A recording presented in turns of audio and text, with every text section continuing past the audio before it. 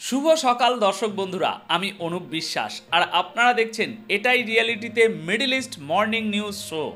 আজ তারিখ 24শে সেপ্টেম্বর 2025। আজকের এই শোতে আপনারা দেখবেন ব্রিটেন, অস্ট্রেলিয়া, কানাডা এবং পর্তুগাল ফিলিস্তিনকে একটি স্বাধীন রাষ্ট্র হিসাবে স্বীকৃতি দিল। ব্রিটেন 108 বছর পর ফিলিস্তিনকে স্বীকৃতি দিয়ে তার 1 শতাব্দীর পুরনো ভুল সংশোধনের চেষ্টা করেছে। এদিকে এই সিদ্ধান্তে বেঞ্জামিন নেতানিয়াহু খুবই ক্ষুব্ধ হয়েছেন এবং ফিলিস্তিনের স্বাধীনতার বিরুদ্ধে কঠোর হুঁশিয়ারি দিয়েছেন। জানাবো আপনাদেরকে কি সেই হুঁশিয়ারি। এদিকে রামাল্লায় বইছে খুশির হাওয়া। ফিলিস্তিনের পররাষ্ট্রমন্ত্রী বলেছেন, আমাদের সুদিন আসছে। এছাড়াও গাজা নিয়ে ডোনাল্ড ট্রাম্পের একটি বড় পদক্ষেপ। তিনি নিউ ইয়র্কে আরব এবং মুসলিম নেতাদের সঙ্গে দেখা করবেন। আর তালেবান স্পষ্ট জানিয়েছে যে তারা আফগানিস্তানের 1 ইঞ্চি জমিও আমেরিকাকে ব্যবহার করতে দেবে না। তাহলে চলুন দর্শক বন্ধুরা, মূল সংবাদে আসা যাক। আপনারা হয়তো ইতিমধ্যেই বড় খবরটা পেয়ে গেছেন, কিন্তু আমি এখন আপনাদের বিস্তারিতটা জানাবো। দর্শক, গাজার ধ্বংসযজ্ঞ এবং মানবিক সংকটের কারণে 4টি বড় দেশ ব্রিটেন, অস্ট্রেলিয়া, কানাডা এবং পর্তুগাল ফিলিস্তিনকে একটি স্বাধীন রাষ্ট্র হিসাবে আনুষ্ঠানিক স্বীকৃতি দিয়েছে। দর্শক, এটা একটা বিশাল খবর। তাই এখানে আমার প্রশ্ন হলো, এটাই কি একটি স্বাধীন ফিলিস্তিনি রাষ্ট্র প্রতিষ্ঠার সূচনা?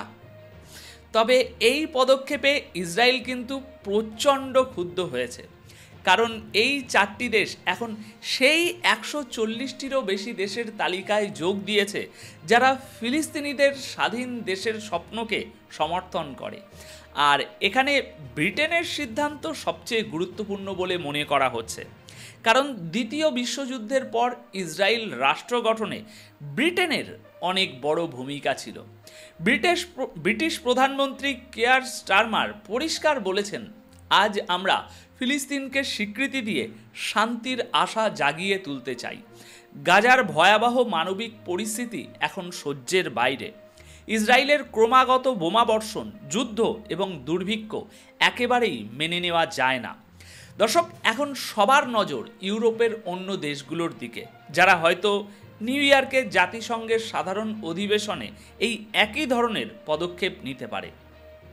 তাহলে জায়নবাদীদের ফিলিস্তিনের মাটিতে বসতি স্থাপনে সাহায্যকারী ব্রিটিশরা কি এখন তাদের 1 শতাব্দীর সেই পুরনো ভুল ঢাকার ব্যর্থ চেষ্টা করছে?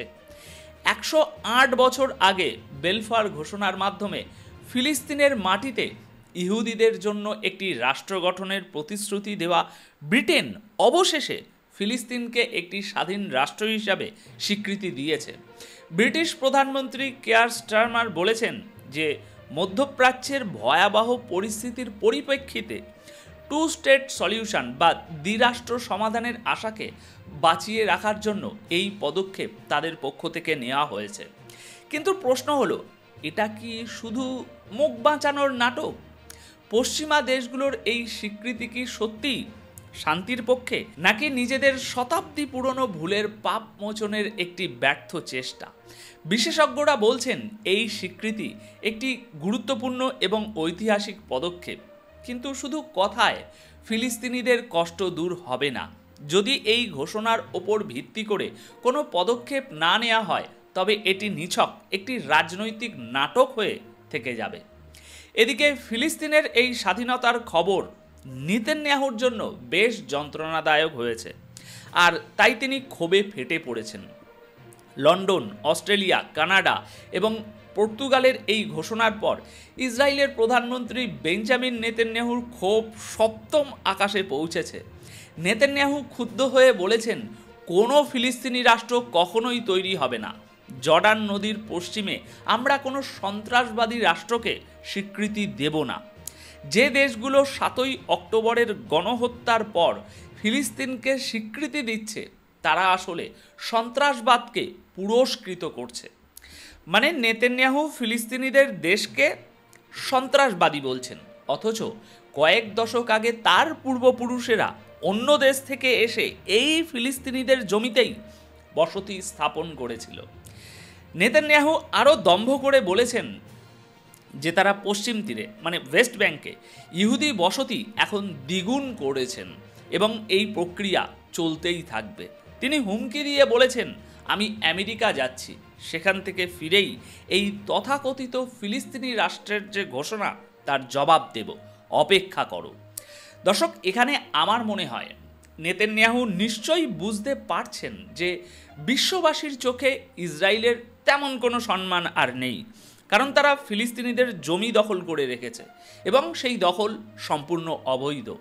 ইসরায়েল এটাও বুঝতে পেরেছে যে তাদের বসতি স্থাপনকারীরাও অবৈধ, যারা ফিলিস্তিনিদের জমি জবরদখল করছে। একদিন এই অবৈধ দখল তাদের অবশ্যই ছাড়তে হবে। নেতানিয়াহু এটা বুঝতে পেরেছেন। আর এই ক্ষোভ মূলত পশ্চিম তীরের জমি নিয়ে, যা জাতিসংঘের চার্টার অনুযায়ী ফিলিস্তিনিদের প্রাপ্য, কিন্তু 60-এর দশকে জায়নবাদীরা তা দখল করে নিয়েছিল। কিন্তু একদিন না একদিন যাদের দেশ, তারা তা ফেরত পাবে এবং এটাই তাদের অধিকার। এদিকে দর্শক, বিশ্ব রাজনীতিতে তোলপাড়। এক চালে ট্রাম্প কিভাবে আরব ও ইসরায়েলকে সামলাচ্ছেন। দেখুন, বিশ্ব রাজনীতির মঞ্চে এই মুহূর্তে যা ঘটছে তা এক কথায় অবিশ্বাস্য। একদিকে যখন একাধিক পশ্চিমা দেশ ফিলিস্তিনকে স্বাধীন রাষ্ট্র হিসাবে স্বীকৃতি দিচ্ছে, তখন অন্যদিকে ডোনাল্ড ট্রাম্প এমন এক চাল চেলেছেন যা দেখে তাবড় তাবড় রাজনৈতিক বিশ্লেষকরাও অবাক। একদিকে ইসরায়েলের প্রধানমন্ত্রী নেতানিয়াহুর জন্য পাতা হচ্ছে লাল গালিচা, আবার অন্যদিকে আরব দুনিয়াকে শান্ত করার চেষ্টাও চলছে। কিভাবে সম্ভব হচ্ছে এই অসম্ভব খেলা?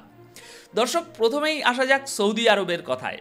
সৌদি আরব ঘোষণা করেছে যে তারা সেই সমস্ত দেশগুলোকে স্বাগত জানাচ্ছে যারা ফিলিস্তিনকে স্বাধীন রাষ্ট্র হিসাবে স্বীকৃতি দিচ্ছে।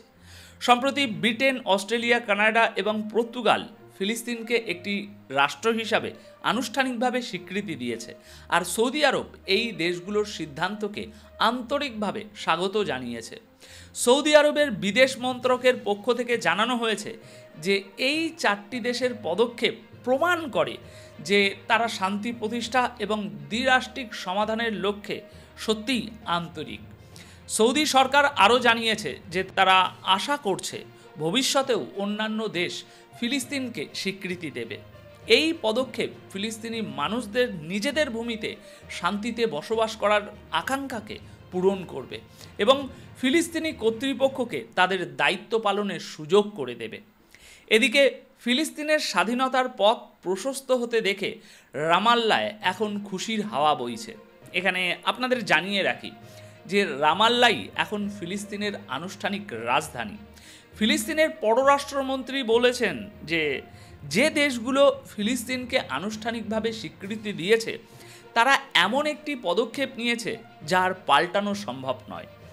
এর ফলে দ্বিরাষ্ট্রিক সমাধান বেঁচে গেছে এবং ফিলিস্তিনের স্বাধীনতা ও ফিলিস্তিনিদের নিজস্ব সরকার গঠনের স্বপ্ন আরও কাছাকাছি চলে এসেছে।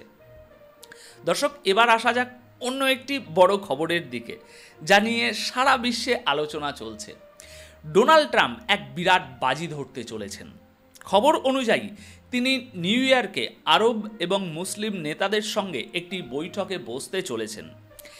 আমেরিকান রাজনৈতিক ওয়েবসাইট এক্সিওসের রিপোর্ট অনুযায়ী নিউ ইয়র্কে জাতিসংঘের সাধারণ পরিষদের যে অধিবেশন তার ফাঁকেই ডোনাল্ড ট্রাম্প মঙ্গলবার কয়েকজন নির্বাচিত আরব ও মুসলিম নেতাদের সঙ্গে দেখা করবেন। এই বৈঠকের উদ্দেশ্য অত্যন্ত পরিষ্কার, এজেন্ডা একটাই, গাজার রক্তক্ষয়ী যুদ্ধকে যে কোনো উপায়ে থামানো। আর এই বৈঠকটি এমন এক সময়ে হচ্ছে যখন ডোনাল্ড ট্রাম্প মাত্র তার কয়েকদিন পরেই অর্থাৎ 29শে সেপ্টেম্বর ওয়াশিংটনে ইসরায়েলের প্রধানমন্ত্রী বেঞ্জামিন নেতানিয়াহুকে স্বাগত জানানোর জন্য প্রস্তুতি নিচ্ছেন। মানে একদিকে যখন নেতানিয়াহুর জন্য লাল গালিচা পাতা হবে, তখন অন্যদিকে পশ্চিমা দেশগুলো দ্রুত ফিলিস্তিনকে স্বীকৃতি দিচ্ছে। এই গুরুত্বপূর্ণ বৈঠকের জন্য সৌদি আরব, সংযুক্ত আরব আমিরাত, ইউএই, কাতার, মিশর, জর্ডান এবং তুরস্কের নেতাদের আমন্ত্রণ জানানো হয়েছে। আমেরিকা চাইছে যে যুদ্ধের পর গাজায় একটি স্থিতিশীলতার রক্ষী বাহিনী মানে স্টেবিলাইজেশন ফোর্স তৈরি করা হোক, যা ইসরায়েলি দখলের জায়গা নেবে। অন্যদিকে আরব নেতারা ট্রাম্পের উপরে চাপ সৃষ্টি করার প্রস্তুতি নিচ্ছেন, যাতে তিনি নেতানিয়াহুকে থামান, যুদ্ধ শেষ করান এবং ফিলিস্তিনি জমি দখল করার প্রক্রিয়া বন্ধ করেন। এমনকি ইউএই পরিষ্কারভাবে জানিয়ে দিয়েছে যে পরিস্থিতি যদি এমনই থাকে তাহলে আব্রাহাম অ্যাকর্ডস যে চুক্তি আছে সেটা ভেঙে যেতে পারে। দর্শক, এখানেই শেষ নয়, ট্রাম্পের আরও একটি বৈঠকের পরিকল্পনা রয়েছে। এবার তিনি উপসাগরীয় দেশগুলোর মানে গালফ কান্ট্রির যে নেতা তাদের সাথে আলাদাভাবে বসবেন। এই দেশগুলোর মধ্যে রয়েছে সৌদি আরব, সংযুক্ত আরব আমিরাত, কাতার, ওমান, বাহরাইন এবং কুয়েত। কিন্তু এই বৈঠকের এজেন্ডা আবার ভিন্ন। এর মূল উদ্দেশ্য হলো কাতারের উপর ইসরায়েলি হামলার ফলে যে ভয়ঙ্কর পরিস্থিতি তৈরি হয়েছে তা নিয়ে আলোচনা করা এবং ভবিষ্যতে যাতে এমন ঘটনা আর না ঘটে তার আশ্বাস দেওয়া। তাহলে পুরো খেলাটা এবার পরিষ্কার, তাই না? ট্রাম্প একদিকে নেতানিয়াহুকে বুকে জড়িয়ে ধরার প্রস্তুতি নিচ্ছেন, আবার অন্যদিকে আরব বিশ্বকে শান্ত করার জন্য একের পর এক বৈঠক করছেন। তাই প্রশ্নটা হলো, দুটো ভিন্ন দিকে চলতে থাকা নৌকায় একসঙ্গে পা দিয়ে চলা কি আদৌ সম্ভব, বিশেষ করে যখন নৌকো দুটো একে অপরের বিরুদ্ধে বইছে? ট্রাম্পের এই দ্বিমুখী নীতি কি সফল হবে, নাকি এর ফলে পরিস্থিতি আরও জটিল হয়ে উঠবে?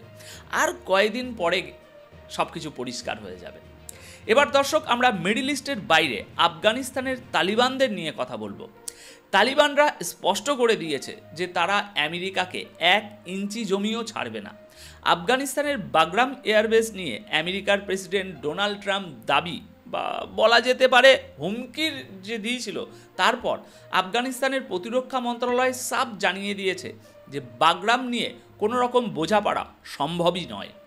বাগরাম এয়ারবেসটি কাবুলের উত্তরে অবস্থিত এবং আফগানিস্তানে আমেরিকার যে 20 বছরের দীর্ঘ যুদ্ধ ছিল সেই যুদ্ধের সবচেয়ে বড় এয়ারবেস ছিল। ট্রাম্প সম্প্রতি হুমকি দিয়েছেন যে যদি এই এয়ারবেসটি তাদেরকে ফিরিয়ে দেওয়া না হয় তাহলে খুব খারাপ কিছু ঘটবে, অর্থাৎ ব্যাড থিংস উইল হ্যাপেন। আর এরই জবাবে আফগান প্রতিরক্ষা মন্ত্রণালয়ের চিফ অফ স্টাফ ফাসিউদ্দিন ফিতরাত বলেছেন, সম্প্রতি কিছু মানুষ, তিনি সরাসরি ট্রাম্পের নাম নেননি কিন্তু ইঙ্গিতে বলেছেন, তারা বলছেন যে বাগরাম এয়ারবেস ফেরত নেওয়ার জন্য আফগানিস্তানের সঙ্গে কিছু মানুষ কথা বলা শুরু করে দিয়েছে। তিনি আরও বলেন, কিন্তু আফগানিস্তানের 1 ইঞ্চি জমিও কাউকে দেয়া হবে না, আমরা এর কোনো প্রয়োজনই দেখছি না। তালিবান সরকারের পক্ষ থেকে জারি করা সরকারি বিবৃতিতে বলা হয়েছে যে আফগানিস্তানের স্বাধীনতা এবং আঞ্চলিক স্থিতিশীলতা তাদের কাছে সবচেয়ে গুরুত্বপূর্ণ। তো দর্শক, এই ছিল আজ আপনাদের জন্য মধ্যপ্রাচ্যের বিশেষ কিছু গুরুত্বপূর্ণ খবর। এখন এই প্রতিবেদনের বিষয়ে যদি আপনাদের কোনো মন্তব্য থাকে অবশ্যই তা কমেন্ট বক্সে লিখে জানিয়ে যাবেন। ধন্যবাদ আপনাদের সকলকে।